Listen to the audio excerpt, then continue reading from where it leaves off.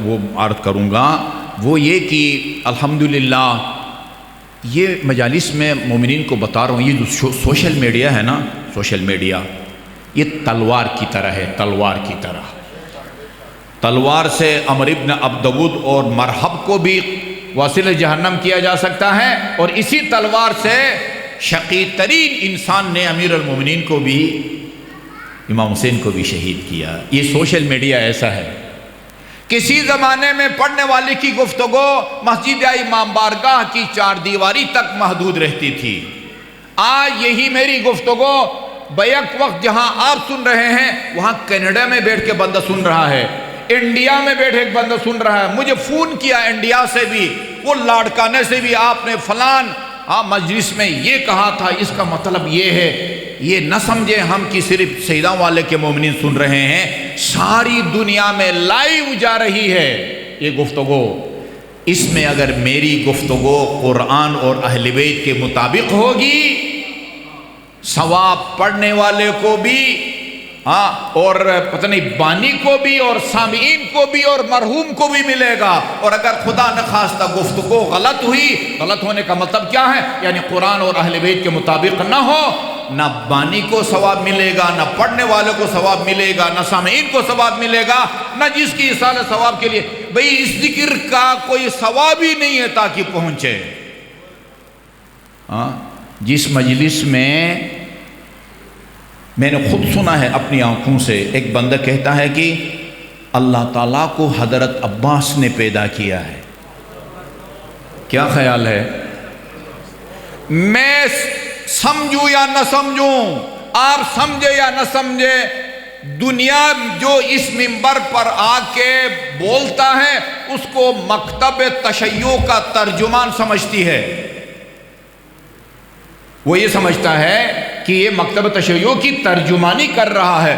یہی وجہ ہے، آپ دیکھیں کلپ بنائے ہوئے لوگوں نے فلان علی کے بارے میں اللہ کہتا ہے، فلان علی کو رب کہتا ہے، فلان علی کو پتہ نہیں وہ رازق کہتا ہے۔ جی یہ بھی سوشل میڈیا پر نشر ہے کہ اللہ تعالیٰ کو حضرت عباس نے پیدا کیا ہے۔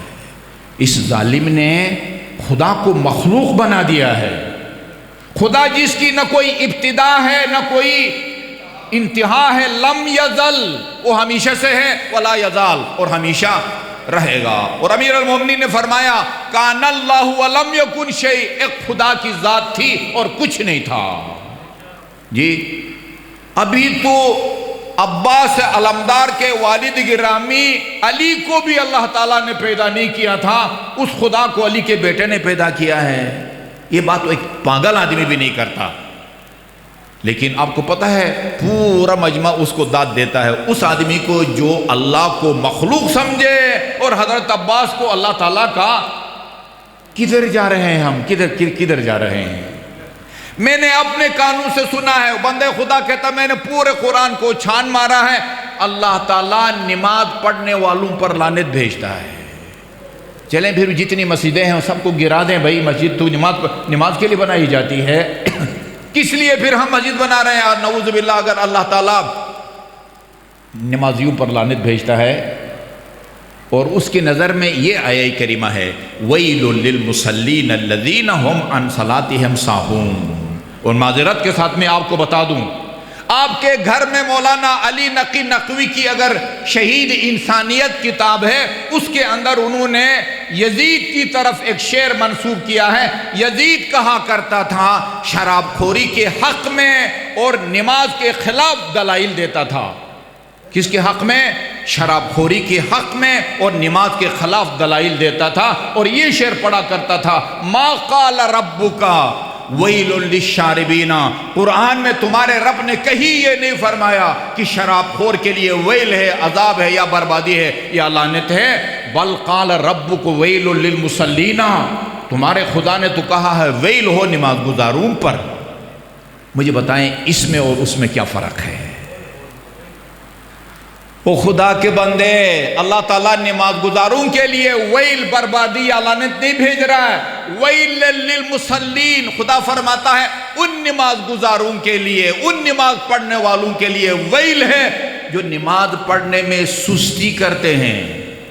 ایک دن پڑھی دوسرے دن نہیں پڑھی، ابھی بڑا ٹائم پڑا ہے جی پڑھ لیں گے، قضا ہو جاتی ہے، پھر جا کے غروب آفتاب کے بعد جو ہے نا وہ ظہرین کی نماز پڑھتے ہیں، آدھی رات کے بعد مغربین پڑھتے ہیں، ان کو اللہ تعالیٰ نے فرمایا ہے ویلن، نماز گزار کے لیے ویلن نہیں کہا۔ امام زین العابدین کو زین العابدین کا لقب اس وقت ملا جب امام حسین نانا کی گود میں تھے۔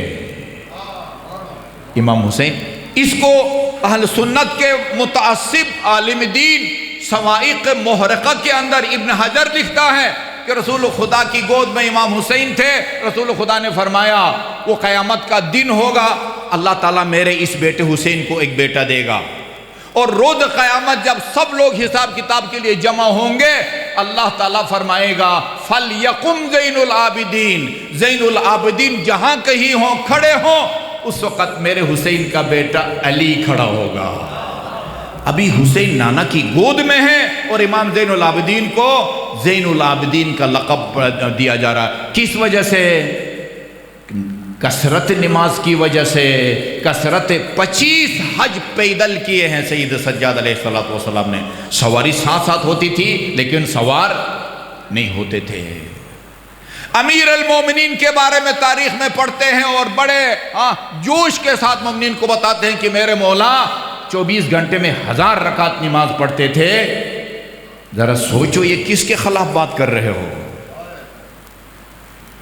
بھئی تجھے اگر جہنم جانے کا شوق ہے، خدا نے قرآن میں فرمایا ہے جہنمیوں سے پوچھا جائے گا ما سلککم فی سقر، کس جرم میں تم کو جہنم میں ڈالا گیا ہے؟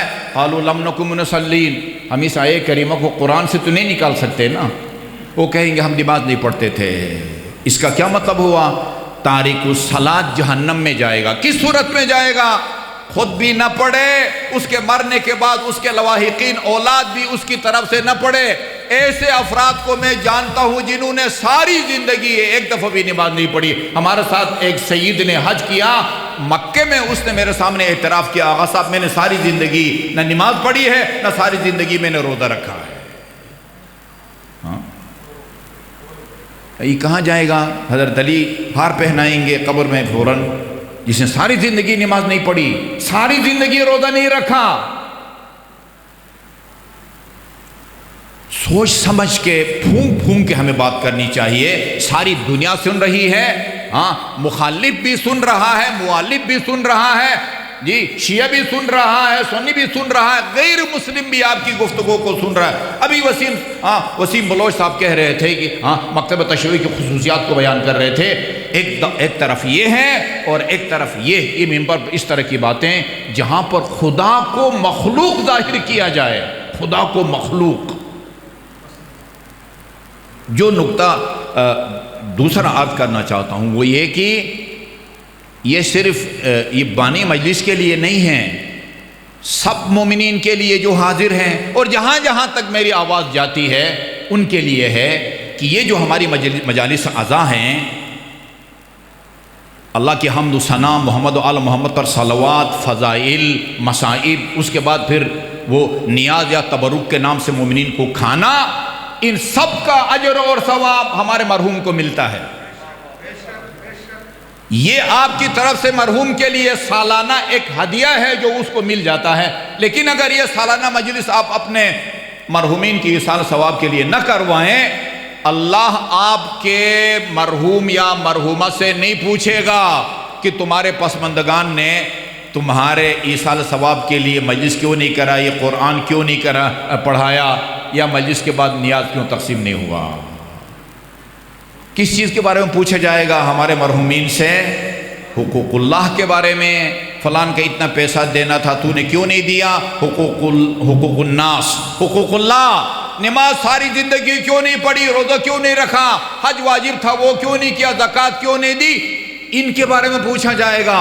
لہٰذا ہمیں یہ دیکھنا چاہیے خصوصاً اولاد کو کہ میرے والد یا میری والدہ وہ کس حد تک نماز کے پابند تھے، کس حد تک روزہ رکھتے تھے، حج ان پر واجب تھا نہیں تھا، اگر تھا تو حج بیت اللہ انجام دیا ہے یا نہیں دیا، ان کو اس عالم میں اگر مشکل سے نکالنا ہے، عذاب سے ان کو نکالنا ہے تو حساب کتاب کر کے ان کے ذمے واجب الادا حقوق کو ادا کرو۔ مجھے حیدرآباد سے ایک حسن رضوی صاحب نے فون کیا، حیدرآباد انڈیا، سندھ والا نہیں، کہا کہ میں نے آپ کی ایک اصال ثواب کی مجلس سنی ہے یوٹیوب پر، آپ فرما رہے تھے ہمارے جامعۃ الکوثر کا ایک استاد وہ مرحومین کی قضا نمازیں وہ پڑھتے ہیں طلباء کے ساتھ باجماعت، کہا کہ میں نے اپنے والدین کی نمازیں پڑھانی ہیں حیدرآباد انڈیا سے، مجھے آپ اس مولانا صاحب کا ٹیلی فون نمبر دے دیں۔ میں نے ان کا ٹیلی فون نمبر واٹس ایپ ان کو بھیج دیا۔ جی کینیڈا سے ایک آدمی بھی کہتا میں نے اپنے والدین کی 20 سال کی نمازیں پڑھانی، انہی مجالس کو سن کے یوٹیوب پر سن کے۔ جی لہذا یہ کوشش کریں کہ اگر ان کے ذمہ کوئی حق اللہ ہے تو اس کو ادا کریں۔ میں آپ کو خدمت میں ایک عرض کروں، اگر آپ کے مرحوم والد، مرحوم والدہ، دادا دادی 1 مہینے کے اگر انہوں نے نمازیں نہیں پڑھی، آپ پورا عشرہ کرائیں، وہ 1 مہینے کی نمازوں کا متبادل ثابت نہیں ہوتا۔ عشرے کا ثواب ملے گا لیکن نمازیں وہ اپنی جگہ موجود ہیں، جب تک نمازیں نہیں پڑھوائیں گے، کوئی مفت میں پڑھ دے یا ہدیہ لے کے پڑھے، اس وقت تک وہاں ان کی جان نہیں چھوٹتی جب تک ان کے ذمے واجب الادا حقوق اللہ یا حقوق الناس کو ادا نہ کیے جائے۔ میری دعا ہے ہاں اس بانی مجلس کے مرحوم والدین اگر ان کے ذمہ کوئی حق ہے ان کو جلد ادا کرنے کی توفیق عطا فرمائے۔ باواد بلند درود بھیجے محمد وآل محمد پر، اللہم صلی علی محمد وآل محمد۔ میرے پاس تقریباً 15 منٹ رہ گئے ہیں۔ اس آیے کریمہ میں اللہ تعالیٰ نے فرمایا ہے اگر تم سے کوئی گناہ سرزد ہو جائے نا، ایسا کام کرو کہ جس کے نتیجے میں خدا تمہیں بخشے۔ 3 اعمال ہیں جن کے نتیجے میں رسول خدا صلی اللہ علیہ وسلم نے ہمیں بتایا ہے کہ ان کے نتیجے میں تمہارے اعمال بخشے جاتے ہیں۔ نمبر 1، محمد اور آل محمد پر صلوات، اللہم صلی علی محمد وآل محمد۔ فرمایا رسول خدا نے من صلی علیہ ثم اتبع بالصلاۃ علی اہل بیتی، جو مجھ پر درود بھیجے اور میرا نام لے کے رک نہ جائے، جیسے بعض سٹیج پہ آ کے صلی اللہ علیہ وسلم پابندی کے ساتھ آل کو حذف کر دیتے ہیں، وہ نہیں، وہ رسول کی مخالفت ہے، چوری ہے۔ جو مجھ پر درود بھیجے ثم اتبع بالصلاۃ علی اہل بیتی، پھر مجھ پر بھی اور میری آل پر بھی صلوات بھیجے، فتحت لہو ابواب السماء، آسمان کے دروازے مجھ پر اور میری آل پر درود بھیجنے والے کے لیے کھول دیے جاتے ہیں۔ فتحت لہو ابواب السماء، اور اس کے گناہ اس طرح جھڑتے ہیں، وَتَحُدُّ الذُّنُوبَ حَتَّى الْوَرَقِ، یہ صلوات تمہارے گناہوں کو اس طرح وہ جھاڑتی ہے جس طرح موسم خزان یا سردی کی ہوا درخت کے پتوں کو گراتی ہے۔ صلوات کے نتیجے میں اللہ تعالیٰ گناہوں کو بخشتا ہے۔ دوسرا، یہ جو 5 وقت کی نماز آپ پڑھتے ہیں نا، 5 وقت کی نماز، اس کے نتیجے میں بھی گناہ بخشے جاتے ہیں۔ نہج البلاغہ کا خطبہ نمبر 197، اس میں امیر المومنین نے فرمایا لقد شبہہا رسول اللہ بالحمۃ علی باب رجل، رسول خدا نے یہ 5 وقت کی نماز کو اس گرم چشمے سے تشبیہ دی ہے۔ اس گرم چشمے کے مانند کہا ہے جو تم میں سے کسی کے گھر کے دروازے پر قدرتی طور پر پھوٹتا ہو، یغتسل منہا کل یوم 5 مرات، گھر کا مالک دن میں 5 مرتبہ اس گرم پانی سے نہاتا ہو، فما عسى ان يبقى علیہ شیء من الدرن، جس کے گھر کے دروازے پر گرم چشمہ پھوٹتا ہو اور مالک مکان دن میں 5 مرتبہ بلا نغ نہاتا ہو، ممکن نہیں ہے کہ اس کے جسم پر کوئی میل کچیل باقی رہ جائے۔ اسی طرح فَإِنَّهَا، رسول خدا کا فرمان ہے، فَإِنَّهَا، یہ تمہارے 5 وقت کی جو نماز ہے، تَحُدُّ الذُّنُوبَ حَتَّى الْوَرَقِ، جس طرح صلوات گناہوں کو اس طرح جھاڑتی ہے، جس طرح موسم خزاں کی سردی پتوں کو، اسی طرح 5 وقت کی نماز بھی تمہارے گناہوں کو اس طرح جھاڑتی ہے جس طرح موسم خزاں کی سردی درخت کے پتوں کو جھاڑتی ہے۔ جی گناہ بخشوانے ہو تو بآواز بلند صلوات۔